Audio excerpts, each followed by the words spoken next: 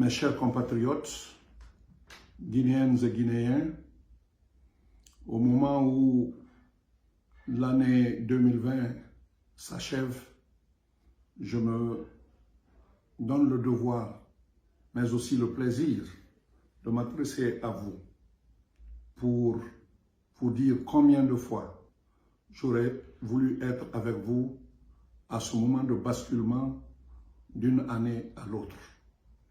Mais même à distance, par la magie de la communication, vous pouvez m'entendre et surtout écouter très attentivement ce que je vais vous dire. La Guinée n'a pas connu le plus grand succès en 2020. Tout comme le monde d'ailleurs, nous sommes passés par plusieurs pandémies, dont deux majeures, Ebola et aujourd'hui la pandémie de la COVID-19. Le monde vit mal. Le monde vit mal parce que les pratiques ne sont plus dans la ligne droite de l'humanité. Tirons-en les leçons. Je m'adresse à vous parce que votre course après l'espoir, après le bonheur, reste encore à se poursuivre. Et c'est dommage. Nous avons voulu de la démocratie, nous ne l'avons que très partiellement, sinon même pas. Je voudrais vous dire que vous ne devez pas désespérer. Je pense à tous ceux qui, en ce jour de l'an, sont au travail pour les autres. Les infirmiers, les sages-femmes, les éboueurs, les sapeurs-pompiers, la sécurité, les forces de défense et de sécurité, tous ceux qui en un mot pensent aux autres qui font la fête. Est-ce que la fête sera bonne? Je le souhaite, mais elle peut ne pas l'être tellement la situation est devenue difficile. Le Parti de l'Espoir pour le développement national, dont j'ai la charge en tant que président, c'est par la confiance de mes militants, pense qu'il est temps que les Guinéens s'unissent et qu'ils apprennent l'histoire de notre pays. Je le dis et j'insiste, on ne peut bien diriger un pays que quand on connaît le tréfonds de son histoire. Au début. Ce n'est pas à un moment donné, ce n'est pas à la phase coloniale ou post-coloniale, c'est comment la Guinée a été occupée dans toutes ses composantes. Nous verrons que ce qui nous unit est plus fort que tout. Un peuple s'écrit avec grand P. Une nation s'écrit avec grand N. Mais quand on parle de peuplade, ça c'est des petits P. On n'est pas des peuplades. Nous sommes un peuple. Nous devons avoir une nation. Quels sont nos problèmes? Qu'est-ce qui doit fonder le projet de société d'un parti ou d'un homme? Il y a plusieurs choses. Il faut penser d'abord à la vie, la survie, que vous soyez à même de manger, que vous soyez à même de vous nourrir et de nourrir votre famille. C'est ça la première préoccupation du Parti de l'Espoir pour le développement national, en tout cas de Lansana Kouyaté en tant que président de ce parti. Quelle est votre préoccupation?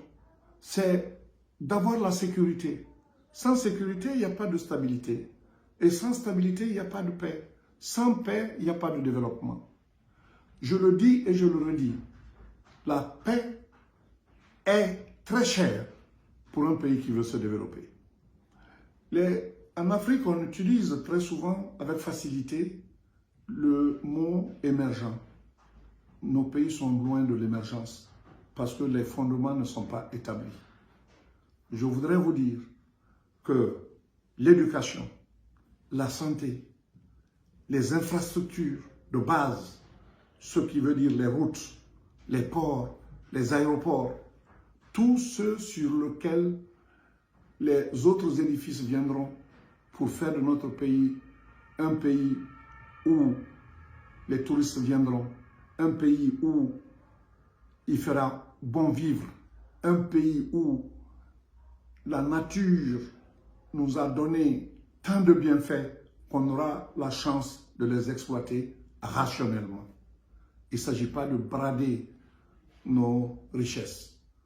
Le premier atout de la Guinée, c'est l'eau. On n'en manque pas. S'il doit y avoir un jour une guerre mondiale, ça sera autour de l'eau. Il ne faut pas se tromper là-dessus. Tous les scientifiques le disent. Parce que on voit ce qui arrive. Avec la montée des eaux, il y a des terres qui disparaissent. Mais est-ce la meilleure qualité?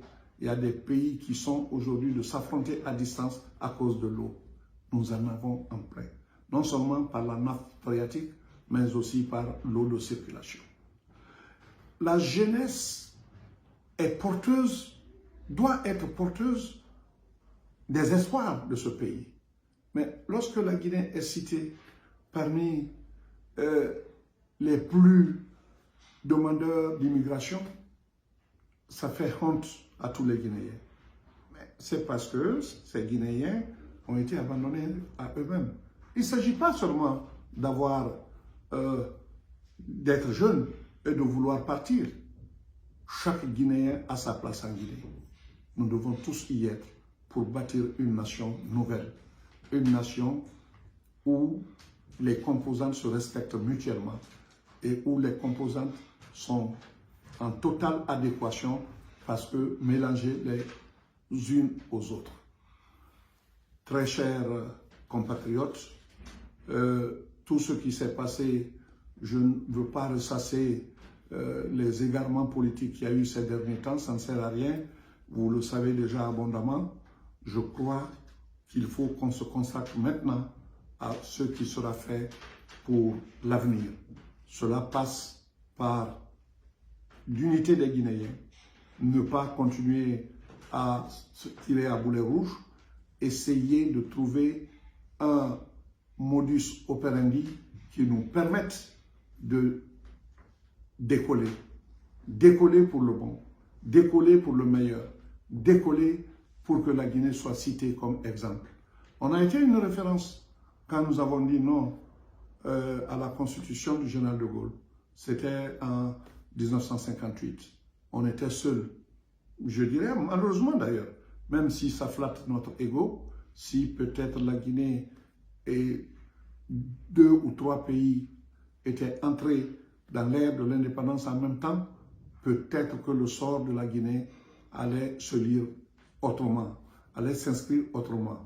Je ne dis pas que je le regrette. Je regrette que nous ayons été seuls parce que le bonheur, le meilleur, quand on l'assume seul, c'est toujours difficile à porter. Et on a vu le cas de Haïti, premier pays indépendant noir. Et ils vont maintenant vers le 3e siècle de leur indépendance. Mais Haïti, ayant été seul, supporte toujours la charge. Et unissons-nous. Le panafricanisme, je peux en parler un peu, mais soyez sûrs que ce panafricanisme ne se fait pas par des déclamations, ni par l'enthousiasme du verbe. Ça se construit pas à pas, depuis les sous-régions jusqu'à la région. Et il ne faut pas trop se leurrer. Un continent de 54 pays ne se crée pas un territoire fédéré ou confédéré en un seul jour. Ceux qui doivent commencer doivent commencer. Les organisations sous-régionales ont été créées pour ça. Et ces organisations sous-régionales doivent pouvoir harmoniser leur politique. Politique financière, politique économique, politique des affaires étrangères, politique, enfin, tout sectoriel pour que véritablement l'Afrique puisse être unie. Mais ne nous attendons jamais, comme les autres pays ne se sont pas attendus à avoir tout le monde en même temps. L'Union européenne est partie de 2 à 3, de 3 à 7, de 7 et jusqu'à 26 ou 27 aujourd'hui. Je crois que même eux, la marche a été trop rapide. Il faut aller étape par étape. Chaque fois qu'un groupe naît et que ce groupe donne le meilleur exemple du partage et du développement, alors d'autres viendront.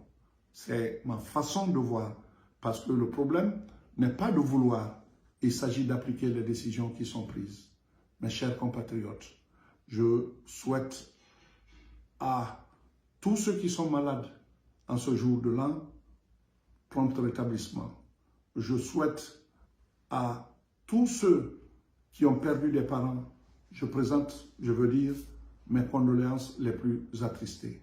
Que Dieu guide la Guinée et que l'année 2021 qui s'annonce soit une année de paix et de prospérité. Vive le PDN, vive la Guinée.